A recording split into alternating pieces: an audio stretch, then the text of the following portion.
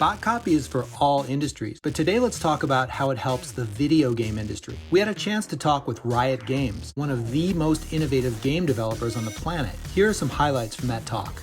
Hi, everyone. I'm Dustin. I'm the CEO and co-founder of Botcopy. We provide a front-end web and mobile app interface for Google Cloud Dialogflow. So we're Google partners, and we get to work with big and small companies. One of our favorites is Riot Games. So we brought in Ray today to kind of talk about Riot a little bit. So I'd love for you just to introduce yourself, talk about what role you play at Riot. We'll go from there. Yeah. Hi, everyone. So I'm a manager of product at Riot Games. We are a ticket-based company. So the user experience for our players is that if you want to resolve an issue, 9 times out of 10, you would either go to an FAQ or you have to submit a ticket.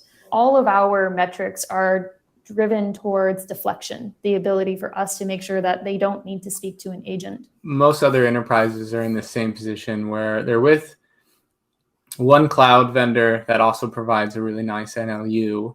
And you ran a series of tests, both testing AWS using Lex and Dialogflow.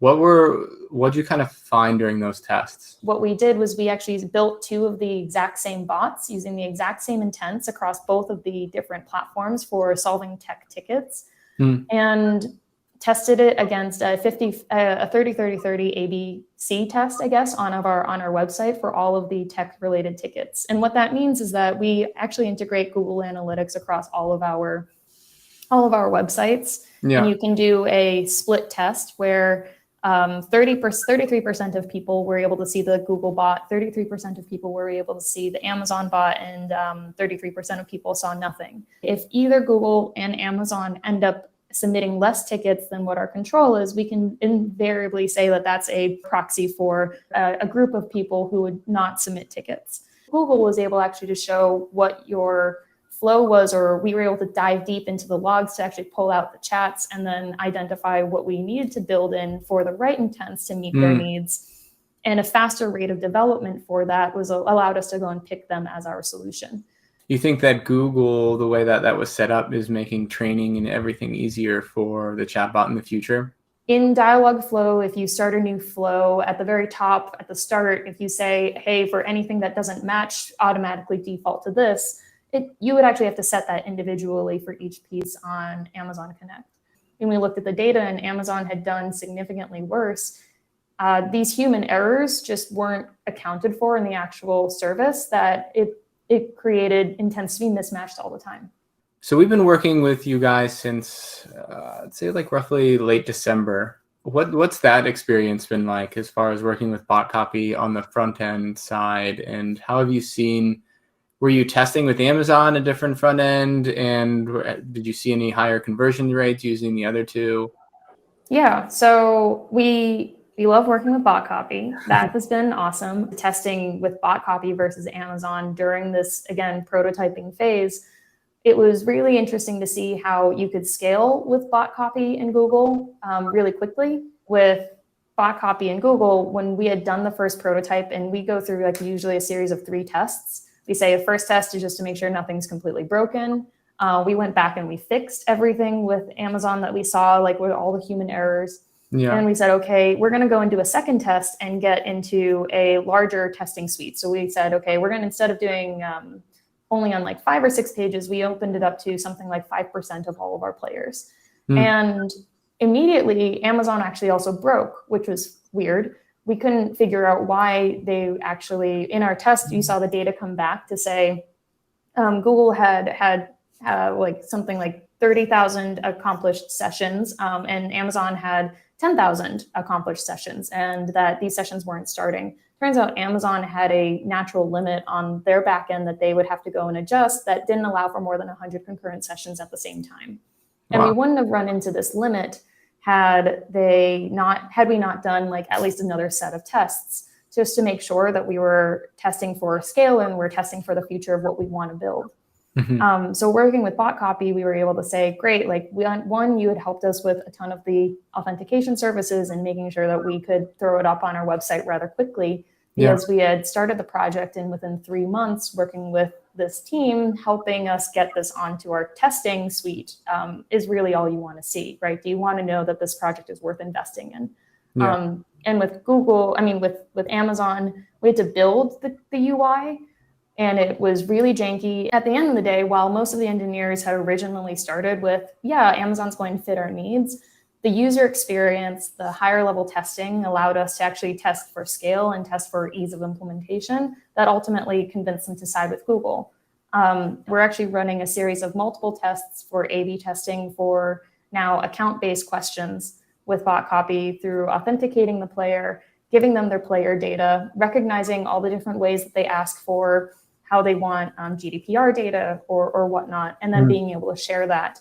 And so far, as of the last week, we were able to say that there is like a 14% deflection rate against tickets, or additional deflection rate against tickets, which is amazing to see, because now you have definitive answers of like, here's my flow for how people normally submit tickets. Here is my flow for when they interact with a bot. And we actually are able to pull out every single bot interaction that submitted a ticket to then go and target and reconstruct those flows to make sure that they stop submitting tickets. So from a cost perspective for the company, obviously, if you're able to handle less tickets, you're saving operational costs. Having that bot there to immediately answer the player's question with the exact same flow that an agent would take is pretty important. And our bot actually has to now handle two different points of view, where there's the, I want you to get back to the game. And then there's people where actually you shouldn't get back in the game. You're in timeout right now. So have you ran any of the sentiment analysis stuff with Dialogflow to see, like, check in on like maybe it's curse words or inappropriate content coming through? We have our gamers there. They will just curse you out no matter what. Even when we help them, it's so funny, right? Even when we help them, they're like, "How are you?" And for a while, our bot didn't recognize basics like "How are you?"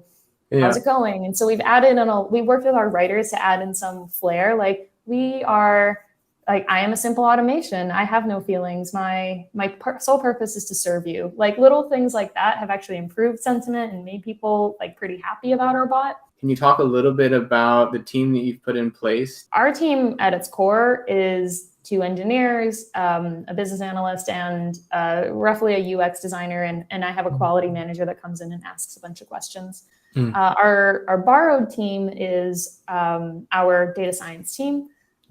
Our insights team, and agents. So one of the biggest things that has helped us the most, and probably the way that we built half of these flows, was actually leaning on agents as the subject matter experts. What do you do every day? We have a very thorough internal rule book of what to do for every scenario, but like practice versus execution and what you plan for is not always the same. So we brought in 2 to 3, actually a group of 6 agents from around the world. So there's some that are in Southeast Asia, there's some that are in Europe, and some that are in North America. And I call them like my council. And we build flows together because we have to make sure that they're globally compliant.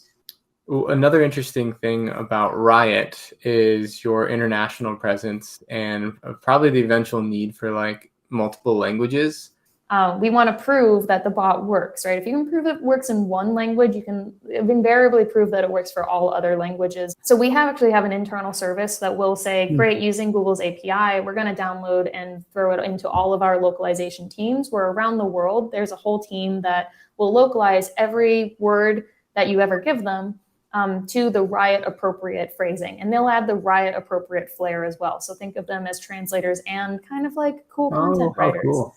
So Botcopy supports language localization by recognizing what's set to a user's browser settings. But there's also ways for a user to select and change their language.